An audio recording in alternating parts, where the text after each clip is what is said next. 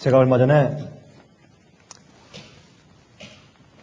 이 TV에서 제가 프로그램을 제가 보면서 특별히 아프리카 지방에 가서 많은 그 불쌍한 어린아이들과 또 빈민들을 구제해주는 사람에 대한 인터뷰를 제가 한번 길게 제가 청취한 적이 있습니다. 제가 여행을 하는 도중에 있었는데 제가 이제 하루는 저녁 때 뉴스를 좀 청취하기 위해서 제가 CNN 방송을 틀었는데 그 공교롭게 그날 그 방송에 그 사람의 그 아주 굉장히 이름 있는 자선 사업가입니다. 이제 그 사람의 인터뷰가 방영되는 것을 제가 보고 제가 흥미있게 한 시간 동안 그 인터뷰를 제가 지켜보았습니다. 근데 그 사람이 자기가 지금까지 다니면서 사람들을 도와주고 또 자기의 돈을 얼마나 기부했으며 또 어떤 일을 하고 어떤 불쌍한 사람들을 만나며 다녔는지에 대해서 쭉 설명한 그런 얘기를 들으면서 참 고맙다. 저 사람은 그리스도인도 아닌데 어쩌면 저렇게 이웃을 저렇게 사랑하며 저렇게 훌륭한 일을 많이 했을까, 또 하고 다니고 있을까 하는 그런 이제 마음을 가지고 제가 지켜보았습니다. 자, 그러면서 그 사람이 그 설명하는 그 여러 가지 이 세상에 흩어져 있는 종류의 사람들, 참 그 얘기를 들어보니까 정말 세상에 불쌍한 사람들이 많아요. 우리가 뭐 늘 알고 있죠. 우리 이웃들에도 불쌍한 사람이 많은데 세상에 불쌍하고 도와주어야 할 사람들이 얼마나 많이 존재하겠습니까? 또 흩어져 있겠습니까? 근데 그 사람 얘기 들어보니까 별 사람들이 다 있어요. 정말 우리가 도와줘야 되고 불쌍히 여길 사람들이 참 많이 있는 것을 보게 되었습니다. 여러분, 우리가 TV 화면을 통해서 아프리카에서 굶어 죽는 아이들도 많이 보고 또 이런 그 온역, 질병을 통해서 참 엄청나게 고통당하는 사람들 많이 보고 요즘에 여러분 이 bird flu, 이 조류 독감이 이젠 사람에게 옮아와서 사람에게서 돌연변이가 돼서 이젠 마치 플루처럼 이런 독감처럼 번지는데 이제 그것이 잘못돼 버리면은 옛날에 그 1900년도 초기에 있었던 흑사병으로 이 유럽에서 한 5천만 명이 죽었던 그런 비슷한 사건이 생길 것 같다고 해서 지금 미국에서도 지금 이 플루, 이 특별한 이 조류 독감을 위해서 대비하기 위해서 이런 백신을 만들려고 지금 굉장히 수억 불의 돈을 들여서 애를 쓰고 이 WHO에서도 굉장히 이제 애를 쓰고 이제 관심을 기울이고 있는 것을 보게 됩니다. 그런데 이 자선사업가가 이런 얘기를 하더라고요. 쭉 인터뷰를 하다가 저는 목사이기 때문에 그런 이야기에 제 귀가 번쩍하거든요. 그가 이제 그런 불쌍한 사람들 얘기하면서 눈물이 글썽글썽하면서 약간 좀 목이 메어가면서 이런 얘기로 여운을 끝내면서 그의 말을 마치는데 이렇게 말하는 것입니다. 아무리 갖다가 부어주고 도와주고 돈을 갖다가 주고 음식을 주고 다 해보아도 여전히 자기가 돌아오면 그들이 다시 굶어 죽고 또 병에 걸리며 그러다가 결국에는 죽어갈 것을 생각하면 가슴이 아픕니다. 여러분, 사실 그렇지 않습니까? 우리가 도와줄 사람들이 한이 없어요. 아무리 도와주고 가서 10,000불을 주고 100,000불을 주고 1,000,000불을 주고 1,000,000불을 준다고 할지라도 그들이 그것을 가지고 음식물을 사 먹고 나서 나중에 또 약을 먹고 병이 나은 다음에 또 굶어 죽고 또 병들고 또 마음 아파하고 또 고통당하다가 결국엔 또 죽어가요. 그렇지 않습니까? 그래서 거기에 자선사업에 희망이 있는 것이 아니에요. 여러분, 우리는 그리스도인들입니다. 우리가 불쌍한 자들을 도와주고 그를 위해서 희생하고 우리가 나눠줘야 할 것입니다. 제가 그것을 부정하는 것은 아닙니다. 그러나 거기에 해결책이 있는 것이 아니라 제가 그 말씀 드리는 것입니다. 만약 거기에 해결책이 있었다면 예수님께서 이렇게 말씀하셨겠죠.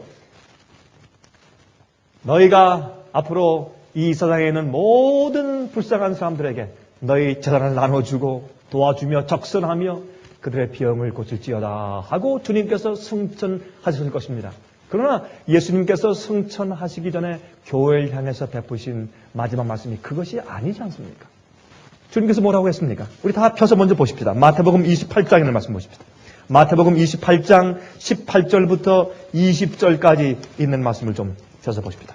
우리가 잘 아는 말씀이죠. 예수님께서 승천하시기 전에 교회를 향해서 마지막으로 하신 말씀이 무슨 말씀인지 다시 한번 읽어보도록 하십시다.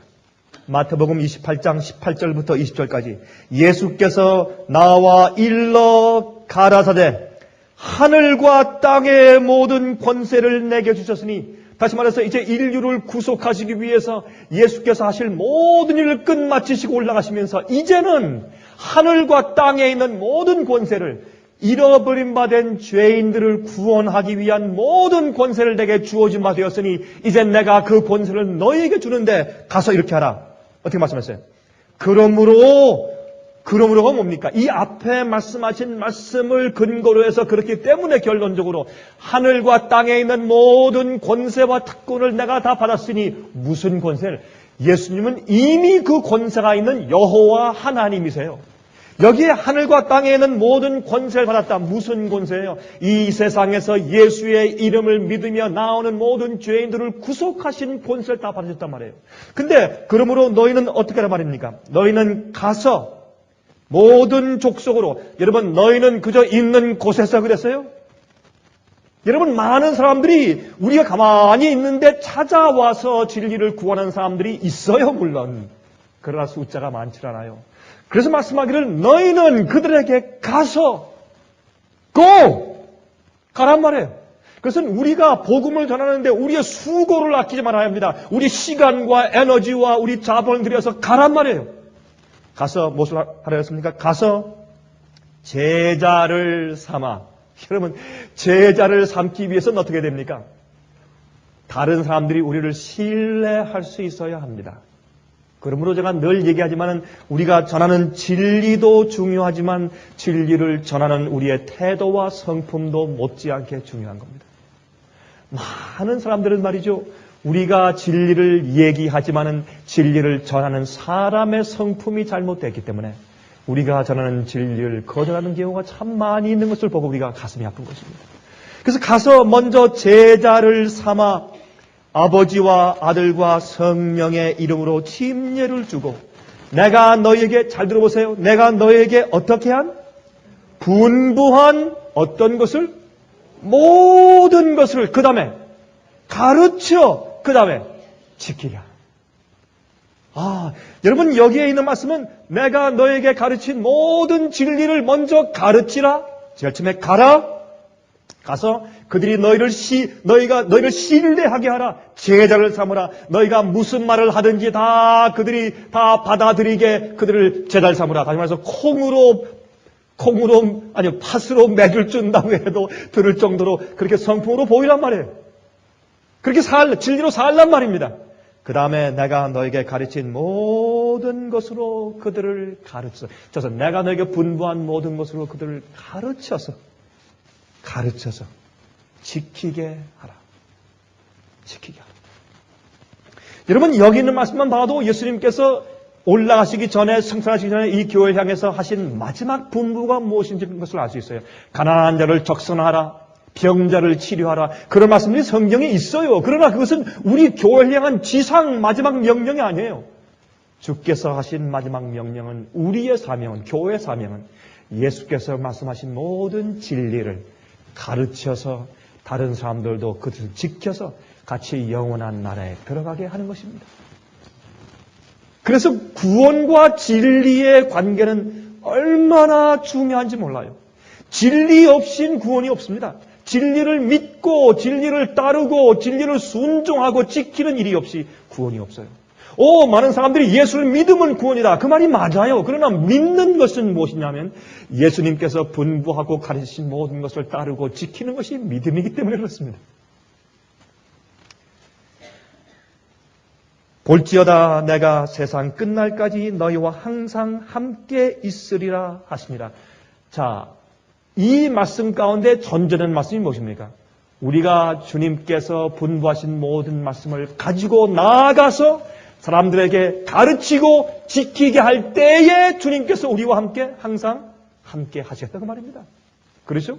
우리가 죄를 질 때도 함께 하시고, 우리가 잘못할 때도 함께 하시고, 우리가 하나님의 아들과 딸들이니까 타락하고 잘못할 때도 여전히 아들과 딸 아닙니까? 그러니까 주님을 믿기만 하면 우리가 죄를 짓든지, 계명을 지키든지, 말든지, 어떻게든지, 우리가 예수를 믿으면 일단 아들과 딸이 되었기 때문에 구원받는 건 아니겠습니까? 그 말이 아니고, 언제 우리가 가서 주께서 분부하신 모든 것을 가르쳐 지키게 하는 사업 가운데 있을 때, 주님께서 항상 우리와 함께 하시겠다고 말씀하십니다.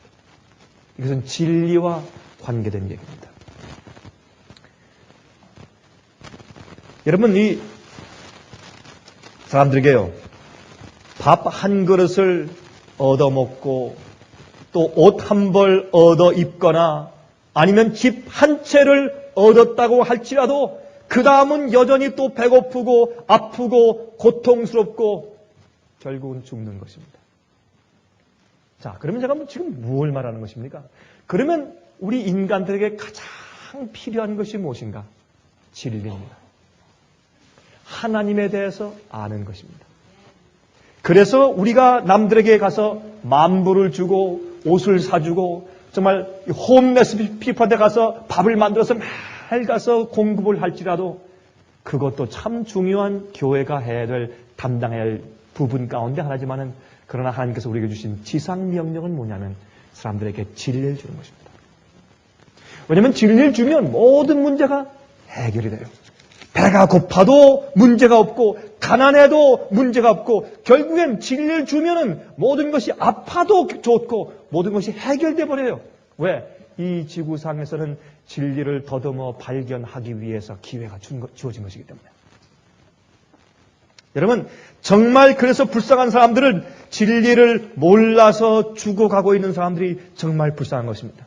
진리를 오해하거나 잘못 교육받아서 방황하고 있는 사람들이 불쌍한 사람들이요. 진리를 몰라서 영원한 멸망의 길에 걷고 있는 사람들이, 그게 정말 불쌍한 것이에요. 배고파서, 가난해서, 사업이 망해서, 크레딧 카드에 빚이 잔뜩 쌓여서 어쩔 줄 몰라서 고민하는 사람들이 불쌍한 것이 아니라 진리를 알지 못하는 사람들이 정말 불쌍한 겁니다. 자, 그러면 이렇게 말했으니까 이제 두 번째 질문을 해야 되겠죠. 그럼 진리가 뭡니까? 아주 간단한 얘기 같지만 제가 좀 너무 넓은 범위 같지만 좀 설명을 드리겠습니다. 진리가 뭡니까? 그렇게 질문하면 참 애매해요. 진리가 무엇입니까? 우리 먼저 로마서 1장 5절 좀 보십시다. 로마서 1장 5절입니다. 로마서 첫 장과 마지막 장을 제가 좀 읽겠어요. 로마서 1장 5절 보시면 이런 말씀이 있어요. 그로 말미암아 우리가 은혜와 사도의 직분을 받아 그 이름을 위하여 모든 이방인 중에서 믿어 어떻게 한다고요? 순종케 하나니. 믿어 순종케 하나니. 이것이 사도 바울 말씀이에요. 그렇죠? 믿는 것은 순종이 뒷받침해야지 믿는 것입니다. 또 16장 보세요. 로마서 16장 저 뒤에 있는 말씀, 16장 25절입니다.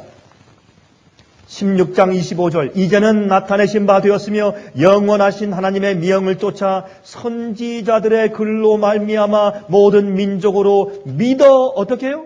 순종케 하시려고 알게 하신 바 그 비밀의 계시를 쫓아 된 것이니 이 복음으로 너희를 능히 견고케 하실 지혜로우신 하나님께 예수 그리스도로 말미암아 영광이 세세 무궁토록 있을지어다. 아멘.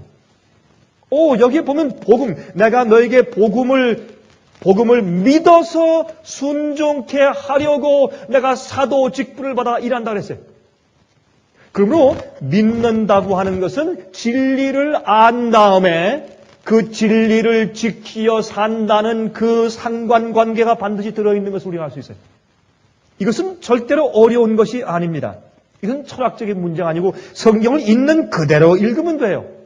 여러분 성경을 읽다가 여러분 취사 선택을 해요. 그러면 성경이 무슨 뷔페 식당입니까? 자기 먹고 싶은 데로 가서 골라 먹게. 그게 진리는 그런 것이 아니에요. 있는 그대로 주님께서 먹으라 그러면 먹고 먹지 마라 그러면 안 먹는 거예요. 그래서 성경이라는 말씀대로 있는 그대로 읽어보십시오. 있는 그대로 읽어보시다가 어떤 건 좀 잘 이해가 안 되면 그것을 상징적으로 해석해 보세요. 그럼 이해가 돼요. 성경을 있는 그대로 읽으세요. 그러면 거기에 있는 말씀이, 이런 말씀들은 아주 간단하게 구원이 무엇인지 이해가 되고 진리가 무엇인지 이해가 됩니다. 여러분, 진리가 무엇인가 두 가지로 설명을 드려볼게요. 성경에 있는 말씀을 여러분 보시면 구약 성경에 있는 말씀을 보면 어떻게 되세요? 말씀이 구약 성경에는 주께서 말씀하신 법대로 지키고 살라. 너희가 내 법과 규례를 지키면 살고 내 말씀을 지키지 아니하면 너희가 죽고. 그러니까 생명과 사망을 너희 앞에 두노니 이것이 구약 성경의 요강이에요. 요점이에요. 신약 성경은 어떻게 말씀했어요? 신약 성경도 마찬가지예요. 여러분, 부자 법관이 어떻게 했습니까? 선한 선생님이시여 내가 무엇을 하여야 영생을 얻으리까? 예수님께서 뭐라 그랬어요? 계명에 무엇이라고 했느냐? 그때 그 계명을 설명할 때 물론 이제 서기관이 대답한 것과 성경을 보면 약간 믹스된 것처럼 기록되어 있지만 사실은 그 질문이 다른 이제 그 환경에서 두 번 한 질문인데 거기에 이제 있는 말씀을 보면 이제 그들이 답변을 합니다. 뭐라고 했습니까? 온 마음과 뜻과 정성과 목숨과 힘을 다하여 주 너희 하나님을 사랑하고 내 이웃을 내 몸처럼 사랑하는 것입니다. 그 다음에 또 다른 장면에는 예수님께서 부자 법관에게 말씀하기를 부자 법관이 이제 계명에 대해서 쭉 말하죠. 내 부모를 공경하라, 살인하지 말라, 간음하지 말라, 도둑질하지 말라, 탐내지 말라. 근데 주님이시여 이건 내가 다 지켰습니다. 그렇게 말씀합니다. 이 두 장면 가운데서 예수님께서 그들에게 계명이 너에게 무엇이라고 하느냐? 그때 그들이 답변했을 때 예수님께서 말씀하기를 옳다 그렇게 하라. 그러면 내가 영생을 얻을 것이라. 이것이 율법과 선지자의 강령이라 그랬어요. 그러니까 구약 성경에는 계명을 지켜 내 법대로 살아라 안 그러면 멸망이야 이렇게 하셨는데 신약 성경에 와서 예수님께서 어떻게 하는 것이 법을 지키며 사는 것인가 다시 말해서 어떻게 하는 것이 영생인가 그것을 가르쳐 주세요. 그것이 사실은 구약과 신약에 있는 선지자와 율법 모세 오경의 율법이죠. 또 선지자, 소선지자, 대선지자 구약 성경 전체의 요강이 그것이라 그 말이에요. 그런 뜻이에요. 신약 성경도 마찬가지예요. 그러므로 성경의 진리는 무엇이냐면 우리 죄인이 어떻게 죄를 용서받고 영생에 들어갈 수 있습니까? 주여. 거기에 대해서 주님께서 우리에게 답변하시는 것이 바로 그것이 진리예요. 어떻게 하면 우리가 구원받을 수 있는 것이 복음이에요. 그 복음은 무엇입니까? 주님의 말씀대로 살면 순종하면 계명을 지키면 영생이고 주의 말씀대로 살지 아니하면 멸망이고 간단해요 성경은. 그런데 왜 믿음이 나오는가 하면 믿음으로 우리가 예수 그리스도의 속죄의 은혜와 용서를 받고 믿음으로 내 마음이 바꿔지고 변화되어서 이제는 반역적으로 주님의 뜻대로 살려고 애를 써도 안 되는 내가 내 마음 가운데 이제는 주님의 뜻대로 살고 싶은 그런 하늘은 심령이 생기는 것입니다. 그리고 율법과 일치된 마음이 생기는 것이에요. 그래서 주님의 뜻대로 살게 되는 것입니다. 여러분 그런 면에서 또 이제 이 요한복음에 예수님께서 말씀하기를 하나님 아버지와 그 보내신 자 아들 예수 그리스도를 아는 것이 곧 무엇이라? 영생이다. 아는 것이 영생이다. 그래서 신약에서는 예수님께서 이 땅에 오셔서 하나님 아버지를 보여주심으로 하나님이 그렇게 두려운 분이 아니구나. 우리를 심판하고 죽이려시는 분이 아니구나. 다시 말해서 이방신을 숭배하는 이교도인들이 그들도 무엇합니까? 하나님을 두려워하고 그들도 양을 잡아 제사하고 또 염소를 잡아 제사하지 않습니까? 왜 그렇게 합니까? 하나님을 섬기는 데 있어서 약간 오해해서 삐뚤어진 것뿐이에요. 그러나 하나님을 섬기는 의도에서는 똑같은 것입니다. 여러분 그럴 때 하나님께서 예수님께서 이 땅에 오셔서 하나님 아버지를 보여주시고 하나님은 진리니까 하나님이 어떠한 분이시다 하는 것을 보여주었습니다. 그것을 본 다음에 우리가 자연히 하나님을 사랑하고 감사하고 기쁨으로 주님을 따르고 싶은 마음이 생겨버리는 것입니다.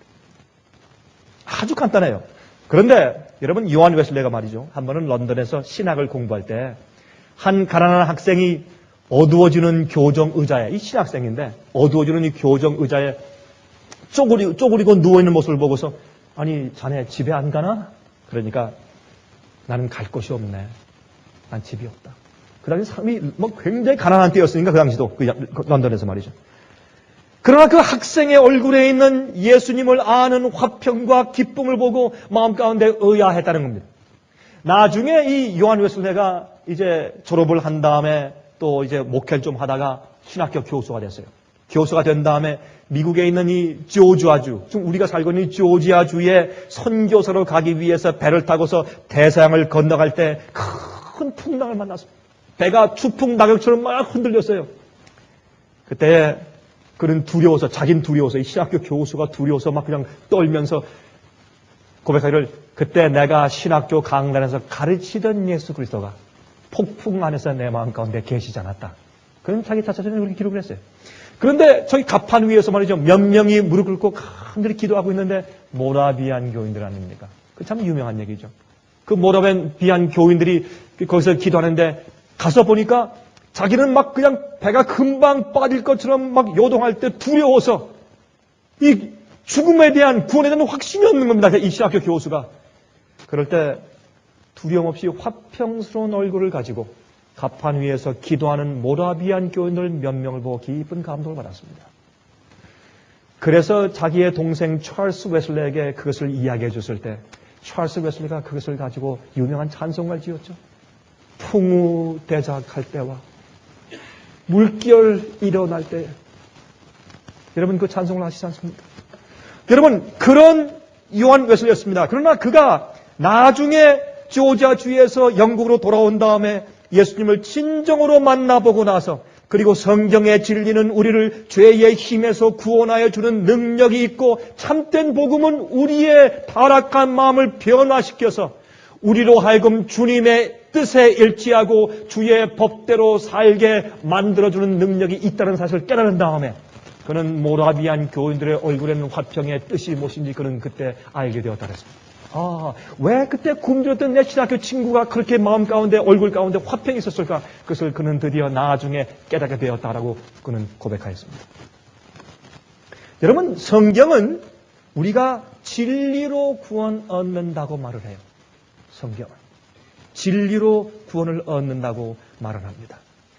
여러분 제가 몇 절만 좀 읽겠습니다. 시편 25장 5절 보시면 이렇게 말씀했어요. 몇 절만 제가 읽어드릴게요.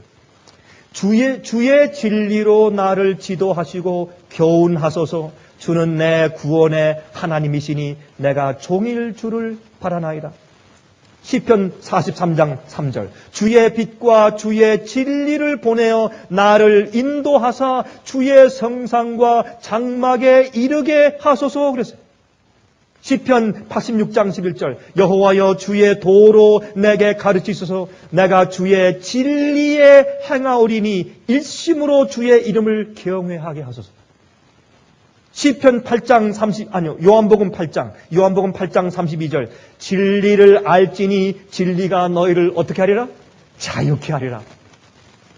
여러분, 진리가 너희를 자유케 하리라 하는 얘기를 바라면 사람들이 진리가 우리를 죄에서 자유케 한다. 그래서 죄를 또다시 짓는 면허증을 주는 것처럼 생각을 해요. 그것이 아니라 진리가 우리를 자유케 하는 것은 뭐냐면 죄의 멍에서부터, 죄의 노예에서부터, 죄의 습관적인 힘에서부터, 파워에서 우리를 자유케 합니다. 왜요? 진리는, 여러분, 구원은 우리가 어떤 사람이 굶주려 있을 때 그 사람에게 빵 한쪽을 주고서 그 굶주린 상태에 놓아두는 것이 정말 도와주지 않는 것을 우리가 알죠. 이런 말을 하지 않습니까?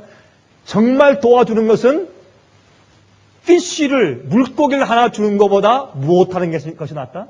물고기를 잡는 방법을 가르치는 것이 낫다. 그러면 구원은 우리를 죄로부터 구원해서 낸 다음에 더 이상 죄 가운데 살지 않도록 진리를 가르쳐 주는 것이 구원이라고 말이에요. 그래서 구원은 양면이 있는데, 우리가 죄 가운데서 우리를 용서해서 구원해 주셔서 빛의 아들의 나라로 옮기시는 것만 생각하지만, 그러나 그 구원 속엔 반드시 진리가 포함되어 있어야 합니다. 구원은 잃어버린 바 된 우리를 한 걸음씩 인도해서 영원한 에덴 동산으로 회복해 나가는 전체 과정이 구원이기 때문에 그래요. 그래서 그 구원은 반드시 진리를 회복하고 진리를 발견하고 진리를 따라서 순종하고 진리를 지키는 일이 그 속에 반드시 수반돼야 그것이 구원입니다. 그래서 가르침이 있어야 합니다. 그래서 가르침대로 잘못된 것을 고치고 오해를 고치고 올바른 대로 믿어야 하는 것입니다. 하나님을 알고 예수를 올바로 알아야 합니다. 여러분, 지옥불에서 영원히 지글지글 태우는 하나님을 알고 나면 그런 하나님께 무서워서 어느 정도까지는 따를 수 있지만은 불이 오고 칼이 올 때 목숨을 바쳐가면서까지 사랑으로 주님을 섬기는 그런 놀라운 그런 헌신까지 우리를 인도할 수가 없어요. 잘못된 이해 때문에. 그리고 진리는 하나님에 대해서 올바로 가르치는 일을 해야 하는 것입니다. 그러므로 진리는 우리를 자유케 해요. 오류에서 자유케 하고 이단에서 자유케 하고 잘못된 가르침과 생애에서 우리를 자유케 하는 것입니다. 왜? 진리는 우리를 계속해서 풀어주고 또한 어둠에서 빛을 주는 것이기 때문에. 요한복음 14장 6절, 16절, 17절 말씀하기를 예수께서 말씀하시되 내가 곧 길이요 진리요 생명이니 나로 말미암지 않고는 아버지께 올 자가 없느니라. 예수님께는 나가면 십자가의 보혈에 피만 있는 것이 아니라 길도 있고 진리도 있고 또한 우리에게 주시는 영생이 있어요. 이것을 발견해야 돼요. 진리를. 또 말씀하기를 내가 아버지께 구하겠으니 그가 또 다른 보혜사를 너에게 주사 영원토록 저희와 함께 있게 하시리니 저는 진리의 영이라 그랬어요. 진리의 영이라. 그다음에 요한복음 16장 13절 말씀하기를 진리의 성령이 오시면 그가 너희를 모든 진리 가운데로 인도하시리니 그랬어요. 이것이 구원이요.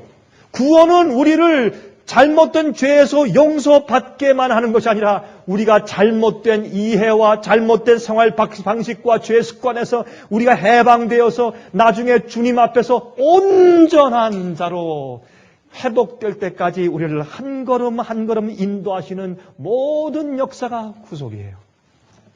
그래서 구원은 우리의 회복입니다. 회복이에요.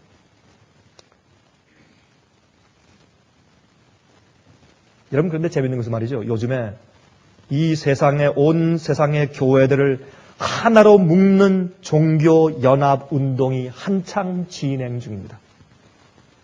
여러분들은 오늘 제가 드리는 이 말씀은 여러분들 다 아시는 말씀이에요. 제가 오늘 드리는 이 말씀은 제가 특별히 비디오를 통해서 보시는 분들을 위해서 제가 설교하는 겁니다. 요즘에 제가 이런 질문을 자주 받아요. 지금 비디오를 보는 분들 가운데서 제게 전화해서 이 질문을 한 분도 분명히 지금 보고 있을 것이에요. 지금 오늘은 아니지만은. 제가 이런 질문을 요새 가서 제가 세미나를 할 때마다 자주 받아요. 목사님, 이런 가르침 어떻습니까? 이런 책 어떻습니까? 저거 어떻습니까? 여러분, 제가 조금 더 욕을 먹어야 될 한마디를 좀 해야 되겠어요. 여러분, 이런 책이 있죠? The Purpose Driven Life. 목적이 이끄는 삶. 이게 요즘에 기독교계에서 세계적으로 그만 베스트셀러가 돼가지고 1000만 부, 500만 부 이렇게 팔리고 난리가 났어요. 한국에도. 여러분, 이걸 아셔야 돼요.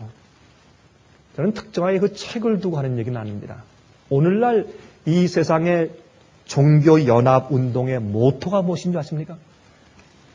서로 각 교파의 다른 점들, 내가 말해서 다른 사람에게 바들되는, 다른 사람들에게 마음에 문제가 생길 특이한 점들은 말하지 말라는 겁니다. 각 교파와 각 교회에서 기독교 안에 있는 공통 분모만 찾자 이겁니다. 그것만 하자 이겁니다. 여러분, 공통 분모 찾아볼까요? 자선, 구제활동 됩니까? Yes. 기도 많이 하자. 기도해야 됩니다. 됩니까? Yes. 성경 열심히 읽읍시다. 성경을 외웁시다. 됩니까? Yes.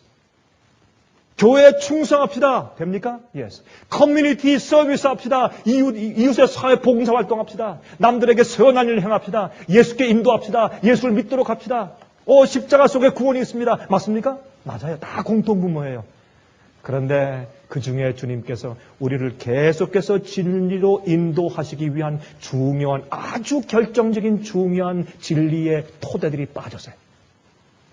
그렇기 때문에 다 하지 않기 때문에 여러분, 어느 정도 토막만 내서 어느 정도 70% 80%만 하면 중요한 걸 빼버렸다고 할지라도 진리는 진리이기 때문에 사람들이 뭐가 잘못되었나 해요. 여기에 문제가 있어요. 여러분, 성경에는 진리로 계속 성장해요. 어린 아이가 되었다가 나중에 어른 될 때까지 계속 성장해야 되고 나중에 어떻게 해요? 우유만 먹던 사람이 단단한 음식을 먹을 수 있어야 돼요. 맨 마지막 환란이 올 땐 환란을 어떻게 피하고 어떻게 준비할 것에 대한 진리가 있어야 돼요. 하나님께서 항상 그 시대마다 특별한 진리를 주셨어요.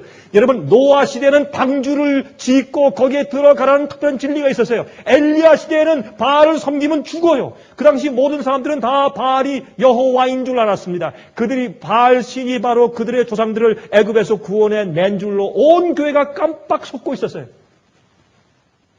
그때는 바알을 섬기지 말라고 하는 그런 기별이 나가야 돼요. 침례 요한 때는 너희가 바리새인들처럼 살면 너희가 죽는다는 것입니다. 너희가 아무리 성소에 가서 지금까지 너희 조부들과 부모들이 계속해서 양을 잡아 제사 드렸지만은 그러나 이젠 오신 예수를 메시아로 받아들이고 회개 잘하면 죽는다는 겁니다. 각 시대마다 주님의 진리는 계속 진보적이고 발전적이었습니다. 그것을 빼버리고 공통 분모만 적용한다고 일반적인 진리를 말해버리면 굉장히 영적이고 사람들을 다 모으고 종교 연합운동을 하고 좋은 것 같지만 그러나 하나님의 진리를 무시하는 일들입니다. 그래서 그걸 사람들이 이해하지 못하는 것이에요. 여러분, 그러므로 오늘날 다른 모든 종교들을 다 하나로 묶는 세계의 종교 연합이 생겨요. 여러분, 기독교 안에서만 종교 연합이 아니고 이젠 불교와 이슬람교와 회교와 기독교가 하나예요. 여러분 보셨습니까? 옛날에 불교하고 그다음에 천주교 신부들이 같이 예배드리는 그런 광경이 과거에 볼 수가 없었어요. 지금 그렇게 해요, 한국에서. 한국뿐만 아니에요. 미국도. 여러분, 또한 모든 기독교 안의 교파들의 하나님을 찾는 공통 분모만 얘기하고 사랑으로 연합해야 된다고 말하는 것입니다. 하나님을 어떠한 방식으로 예배하든지 북을 치든지 뭐 일렉트리아 기타를 치든지 뭐 드럼을 치든지 뭐 소리를 지르든지 춤을 추든지 뭐 어떻게 하든지 예배만 드리면 된다. 예배는 하나님을 위해 드리는 것이 아니라 우리를 위한 것이기 때문에 예배는 어떻게 하든지 예배를 드리면 된다. 또 하나님을 어떻게 이해하거나 설명하는 일은 중요하지 않다. 하나님은 믿으면 된다. 어디로 가든지 뭐로 가든지 뭐 좌로 가든지 우로 가든지 서울만 가면 된다. 이러한 방식으로 일방 대중과 다른 모든 교리들을 온 인류를 위해서 특별한 것은 포기하라는 겁니다. 여러분이시여. 이렇게 해서 그저 이제 하나로 묶는 종교 연합이 꽤 인기 있는 세상이 되었습니다. 참 그래서 외로운 거예요. 오늘 한 분이 간증할 때 그런 얘기 하셨잖아요. 참 외롭다고. 참 외로운 세상에 살고 있어요. 진리를 알고 진리를 얘기하면 참 외로운 세상에 살게 된 것이 그렇기 때문에 그렇습니다. 이렇게 될 것이라고 요한계시록은 말을 했습니다. 그래서 온 인류의 다수의 유익을 위해서 소수의 좀 너무 꼬장꼬장한 진리를, 남이 좀 듣기 싫어하는 진리를 너무 그렇게 주장하지 말고 포기하라는 겁니다. 다 그저 일반적인 공통 분모만 가지고 하나로 합치자는 겁니다. 그러나 기억하십시오. 그저 종교인이 된다고 구원을 얻는 것이 아닙니다. 그저 좋은 사람이 되고 선한 사람이 되는 것이 그리스도인의 목표가 아닙니다. 여러분, 그러면 차라리 불교가 더 나아요. 그렇죠? 불교는요, 걸어가다가 어떻게 해요? 메뚜기나 개미가 있으면 이렇게 피해가요. 그리스도인보다 훨씬 나아요. 그러면서 더 윤리적이고. 여러분, 윤리적이고 도덕적인 사람이 되게 하기 위해서 가르치는 것이 기독교가 아닙니다. 여러분, 자기 희생과 굴복이 없는 종교, 자기 자신의 개발, 더 나아지고 점점 좋아지는 자기 개발을 가르치는 정도의 종교가 아닙니다. 자기 자신을 향상시키고 더 도덕적으로 살도록 격려하는 종교가 아닙니다. 애국심을 키워주는 정도의 종교가 아니에요. 성경은 말하기를 거룩하지 않은 자는 아무도 하나님을 볼 수 없다고 말을 해요. 성경의 진리는 우리를 거룩하게 되라고 초청합니다. 성경의 진리는 죄를 짓지 말라고 초청합니다. 하나님의 말씀이 금지하는 것은 잘라버리고 하나님께서 하라고 하는 것들은 남들이 비웃어도 하라는 겁니다. 그게 주님께서 우리에게 말씀하신 진리입니다. 아브라함은 자기가 나아갈 바를 알지 못하고 주의 명령 한 말씀만 듣고 나갔다 그랬습니다. 노아는 남들이 다 비웃고 조롱할 때 방주를 지었다고 했고, 성경은 그것을 의라고 불러요. 외롭지만. 모세는 왕좌를 버리고 고통의 길을 선택했습니다.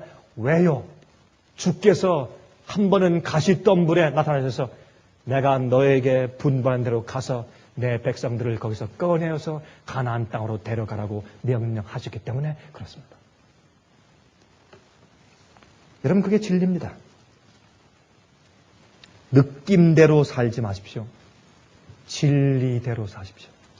성경에 있는 말씀 그대로 사십시오. 단순하게. 인간적으로 자꾸 뭘 붙이지 마세요. 인간적으로 인간의 생각으로 자꾸 그것을 합리화시키려고 애를 쓰지 마세요. 성경에 있는 말씀 그대로 사세요. 단순하게. 그게 진리입니다.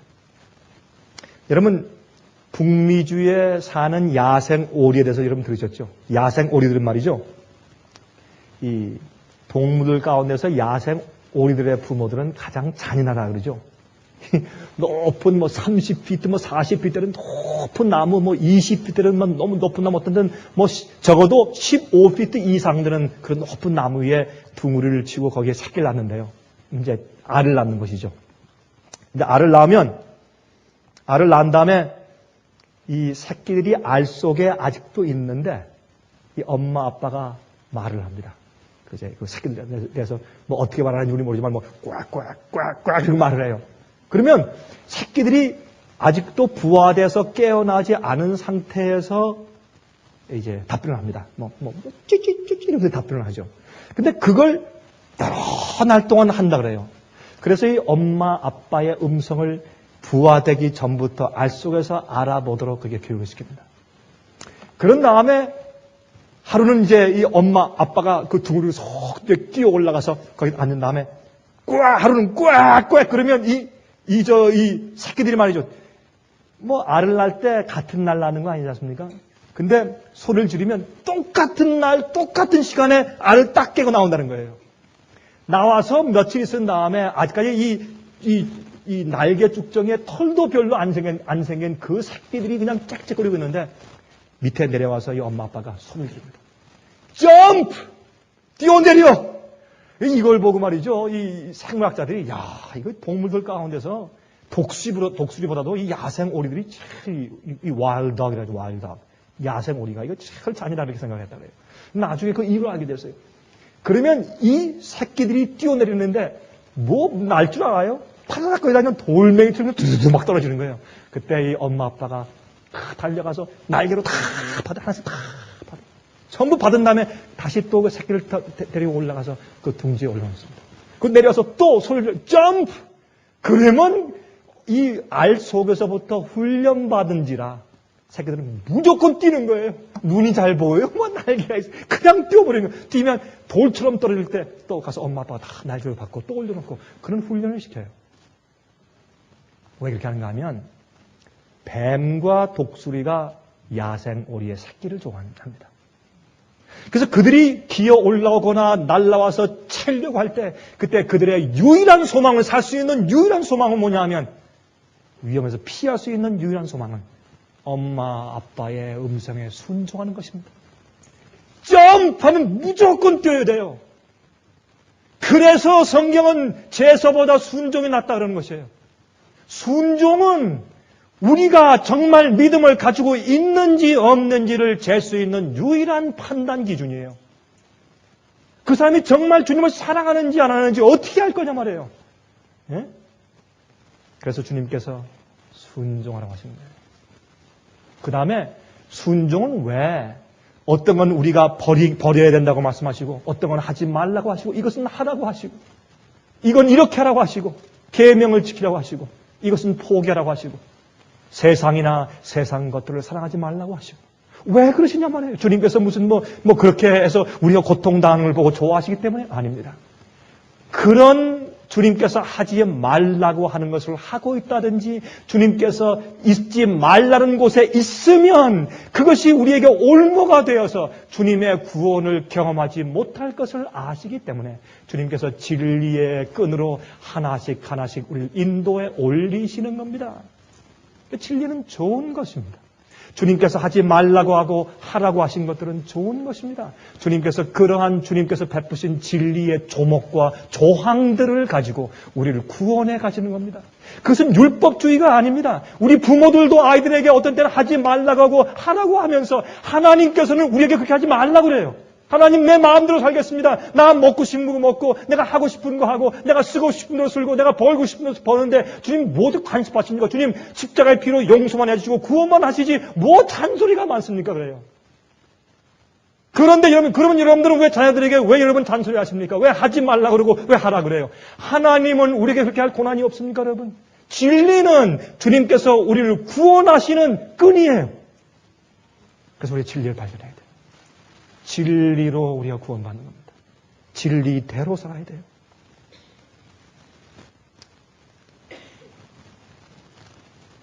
여러분,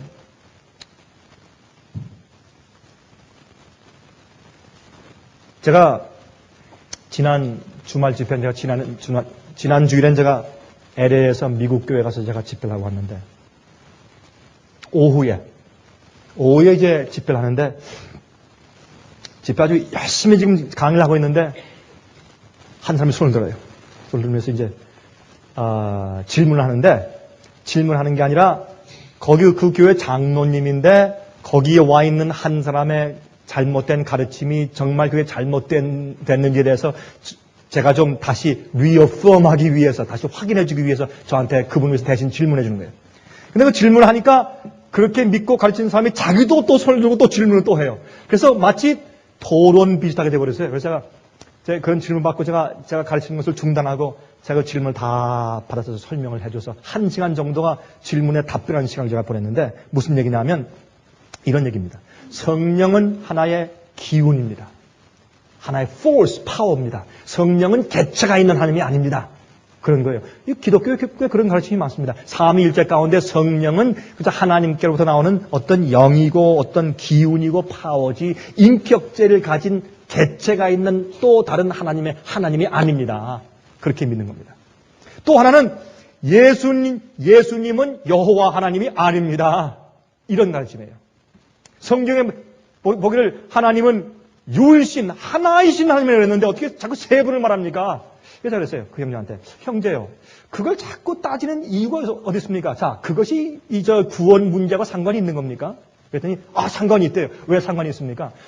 예수님을 여호와 하나님이라고 믿으면 우상숭배래요. 그럼 계명을 어기는 거기 때문에 멸망당한대요. 참, 그럴듯하지만 참 엉뚱한 얘기입니다. 또, 성령도 그렇게 믿는 것도 또 좀 우상숭배고. 여러분, 이거 제가 이 엉뚱하게 갑자기 이 말씀을 왜 드리느냐 하면, 제가 요 다음 단계로 지금 넘어가야 되기 때문에 이 말씀 드리는 것이에요. 그러면 진리를 우리가 어떻게 발견해야 되냐고 말이에요, 진리를. 진리는요, 참 제가 이 말씀은 제가 조심하면서 해야 돼요. 우리가 자녀들에게 교육할 때 하나님에 대해서 가르치는 거 말고 그냥 아이들을 교육하고 부모와의 관계에 있어서 이 아이들 마음 가운데서 내 위에 있는 권위에 내가 순복할까 말까에 대한 성품이 생겨버려요. 참, 제가 가만히 지내놓고 보니까 그건 얼마나 중요한지 모르겠어요. 부모가 가정에서 자녀를 대하는 말 한마디, 행동 하나, 사랑을 베푸는 모든 우리의 정도가 그 아이들이 하나님을 앞으로 어떻게 받아들이고 그들의 영적으로 앞으로 어떻게 살까에 대한 그들의 앞길을 딱 가다 놔버리는 거예요. 어떤 사람들은 예수를 믿기 전부터 마음이 편협해요. 아주 이렇게 마음이 좁아요. 편협하고. 그래서 어떻게 해요? 성경 가운데 별 중요하지 않은 것 가지고 아주 중요한 것처럼 여기는 그런 이상한 편협하고 마음이 좁은 사람들이 있어요. 참 마음 아픈 얘기예요. 여러분이시여, 진리를 발견하는 데는 우리 마음의 상태가 중요해요. 그래서 예수님께서 씨를 뿌리실 때 무슨 말씀했습니까? 어떤 씨는 돌짝밭에 떨어지고 어떤 씨는 길가에 떨어지고 어떤 씨는 가시밭에 떨어지고 어떤 씨는 옥토에 떨어지고. 여러분이시여, 우리는 항상 우리 마음을 예수 그리스도의 은혜와 성령의 능력으로 우리 마음 보셔서 항상 갈아야 돼요. 그래서 우리 마음 가운데 주의 말씀과 진리가 계속 더 밝은 빛이 더 높이 나아가게 주님께서 인도하시는 것을 거역하지 않을 수 있는 부드러운 옥토의 밭을 유지하고 살아야 합니다. 진리를 발견해야 해요, 우리는 매일. 그리고 진리가 우리를 거룩하게 하고 진리가 우리를 구원하기 때문에 그렇습니다. 마귀의 작전은 무엇이냐면 오류나 극단을 갖다가 우리 마음 가운데 주는 것이에요. 편협한 마음을 가지고 취사 선택하게 하는 것이에요. 우리는 단순한 마음을 가져야 돼요. 그래서 예수께서 말씀하기를 너희가 어린 아이와 같지 아니하면 결단코 천국에 들어갈 수가 없다는 것이에요. 어린 아이는 전적인 신뢰하는 마음이 있어요. 여러분이 성경 말씀을 읽을 때 어떤 것들은 내게 편리하니까 믿고 따르고 어떤 것들은 내게 불편을 주기 때문에 안 하고, 이건 뭐예요? 취사 선택하는 것이에요. 하나님 뜻대로 하는 것이 아니라 자기 뜻대로 믿는 것이에요. 이런 가르침이 이 세상에 얼마나 팽배한지. 요한복음 17장 17절에 말씀하기를 저희를 진리로 거룩하게 하옵소서. 아버지 말씀은 진리입니다. 우리는 그 말씀으로 진리로 거룩함을 받는 것이에요. 한 계단 한 계단, 주님께서 2개의 진리를 주실 때 2개 진리를 받아들이면 3개째를 주세요. 3번째 받아들이면 4개째를 주시고 5번째, 6번째 계속해서 우리가 주님께 나가는 그런 계단을 올라가며 성화되고 영생에 들어가는 것입니다. 어떤 자들은 모르기 때문에 5번째 계단까지만 가다가 영생 받는 사람들이 있어요. 어떤 사람들은 10번째, 어떤 사람은 15번째까지 올라가는 사람이 있어요. 왜? 그 사람이 처한 형편과 받은 빛의 정도에 따라서 심판하시기 때문에. 그러나 분명히 한 가지 분명한 것은 진리에 대해서 마음을 활짝 열고 말씀대로 따라 나가고 굴복하는 자에게 영생이 있어요. 그 진리로 우리가 걸어가야 되는 것이에요. 진리로. 여러분, 그런데 어떻게 이 진리를 우리가 찾을 수 있습니까? 이 방대한 성령 속에서 어떤 사람을 해요. 아니, 목사님, 그 말씀하기 쉬운데 이 큰 성령 가운데 어떻게 진리를 찾을 수 있습니까? 어떤 목사는 이렇게 가르치고, 어떤 목사는 이렇게 가르치고, 어떤 해석이 다 다르고, 이렇게 다 다른데, 이렇게 다른 교파들 속에서 어떻게 진리를 찾을 수 있습니까? 적당히 믿으면 되죠. 여러분, 만약 그게 사실이면 주님께서 뭐 때문에 성령을 우리에게 주셨습니까? 왜 이것을 하라, 저것을 하지 말라는 규례를 왜 주셨겠습니까? 이렇게 생각하시면 돼요. 하나님께서는 진리를 평등하게 세상에 골고루 펼쳐 주셨습니다. 아마 이렇게 생각하실지 몰라요. 아유, 그럼 아랍권에 사는 사람들요, 저기 에스키모인들은요, 걱정하실 필요가 없어요. 하나님께서 다 알아서 하세요. 햇빛이 이 땅에, 세상에 있는 누구에게나 바라고 있는 것처럼 그렇습니다. 여러분, 흐린 날도 있고 눈 오는 날도 있고 비 오는 날도 있지만 햇빛은 누구에게나 빛이잖아요.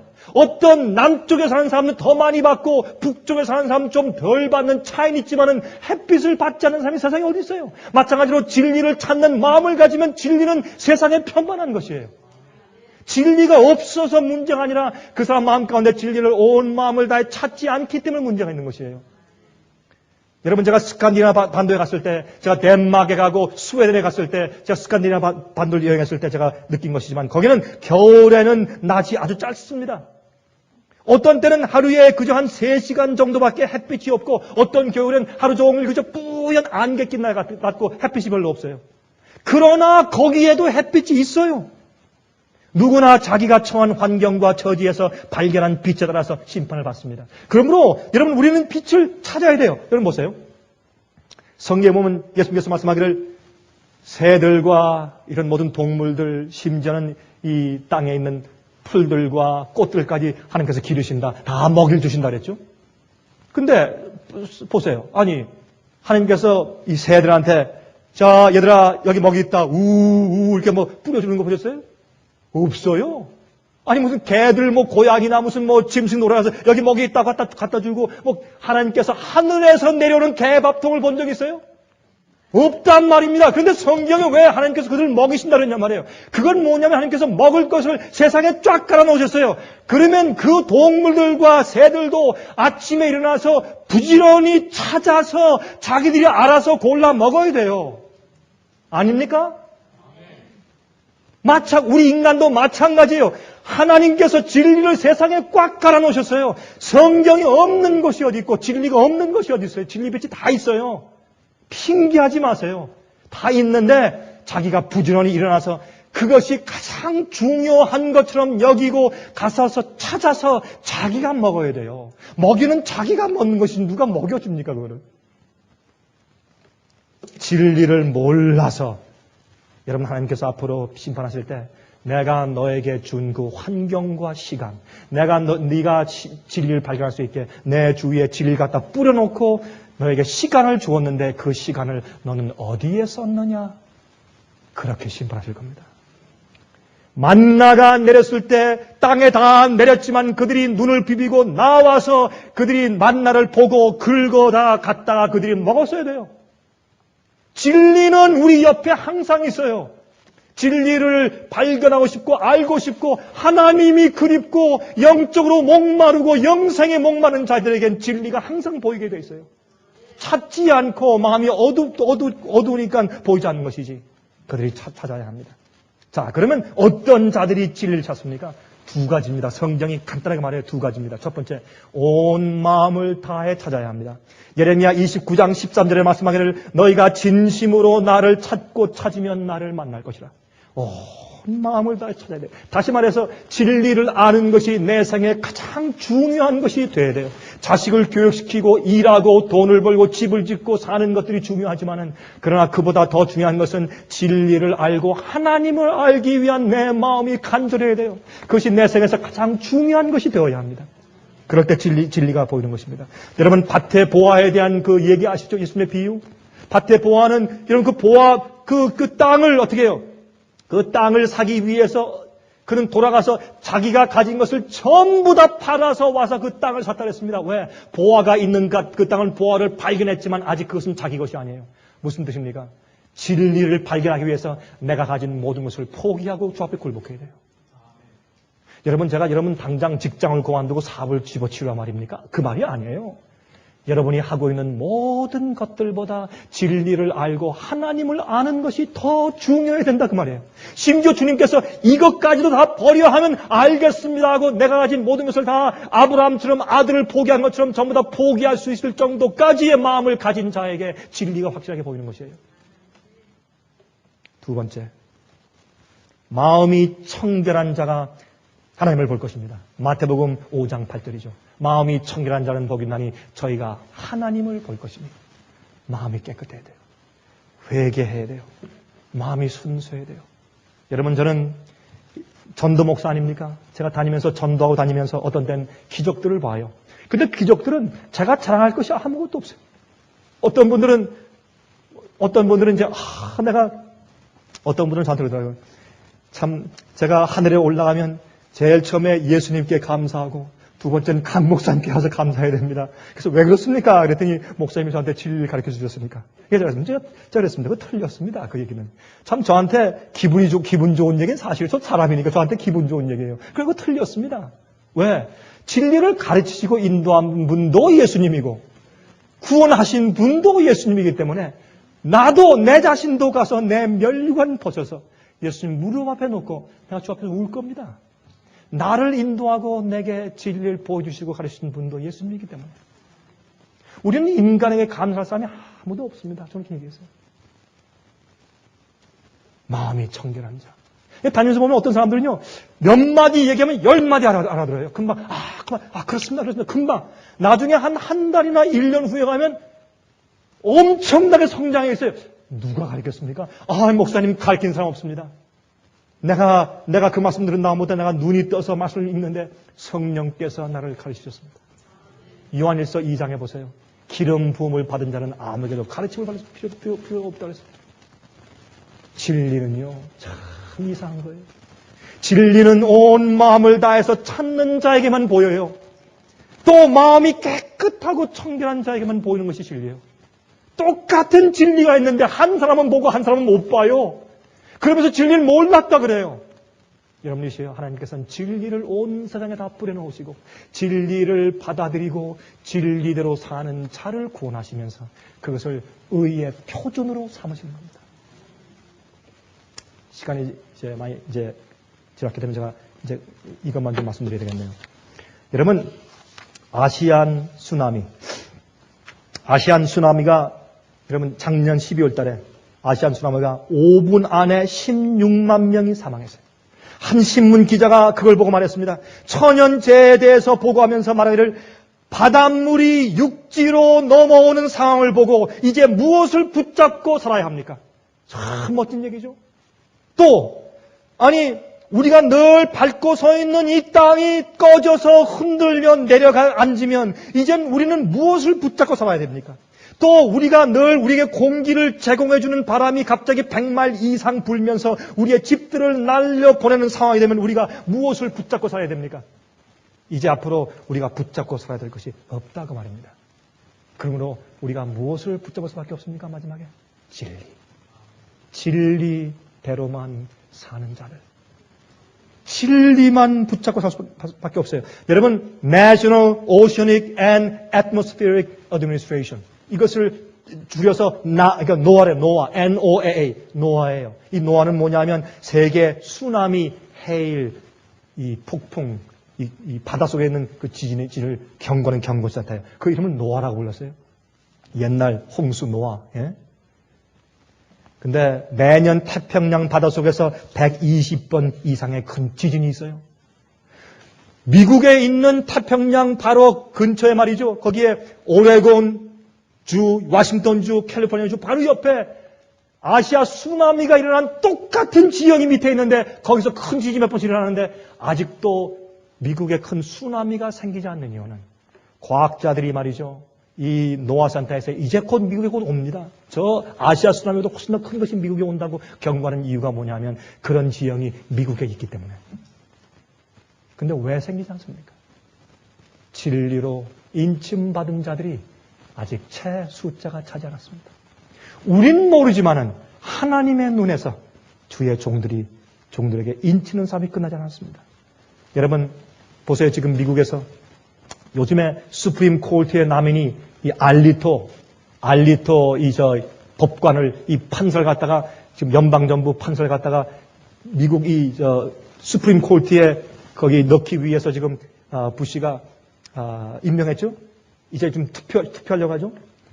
이게 여러분이 이런 게 진리를 아는 사람의 눈뜬 상태. 이건 엄청난 얘기입니다.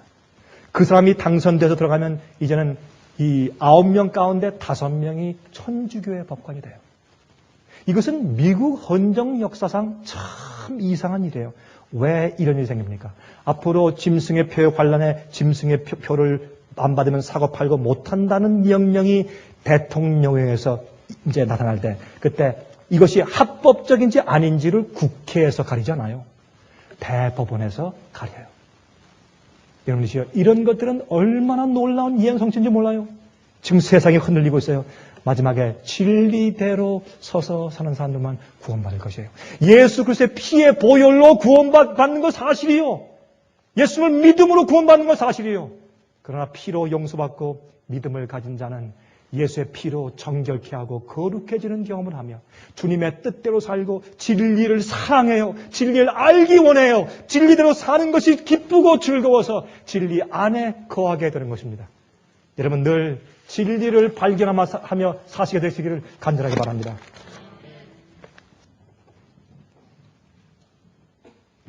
하늘에 계신 우리 아버지, 저에게 진리를 보내주시고 특별히 모든 진리로 인도하시는 성령님의 역사를 보내주셔서 저희를 죄와 오류와 어두운 데서 빛의 왕국으로 매일매일 인도해 주시는 것을 감사합니다.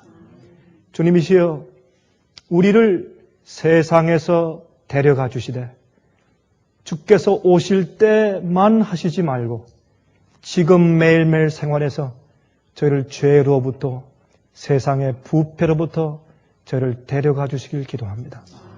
노아가 부패한 세상 속에서 모든 사람들의 생각과 계획이 부패했던 그 세상에서 의롭고 순종하는 종이 된 것처럼 저희도 그러한 자들 되게 해주시고 저희 마음속에 주의 영의 감동을 매일 허락하셔서 주님의 뜻을 따라가는 것이 기쁘고 즐거울 수 있게 만들어 주시옵소서. 예수 그리스도의 거룩하신 이름을 의지해서 간절하게 기도합니다. 아멘. 은혜 많이 받으셨습니까? 지금까지 들으신 이 생애빛 예배 설교는 간절한 마음으로 진리를 찾는 분들과 정직한 양심으로 말씀을 받아들이고 언제나 진실이 무엇인지를 생각하는 그리스도인들을 위한 말씀입니다. 주변 가족들이나 친지들 중에 말씀을 사모하고 순결한 신앙을 갖기 소원하는 분들이 계시면 저희 생애빛 예배 설교 테이프를 소개해 주시기 바랍니다.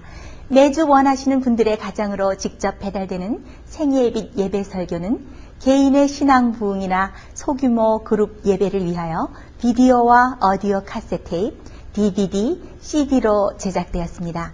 생애빛 예배 설교 테이프를 원하시는 분들은 1-877-704-1004번으로 전화하여 신청하시면 됩니다. 그럼 다음 시간까지 안녕히 계십시오.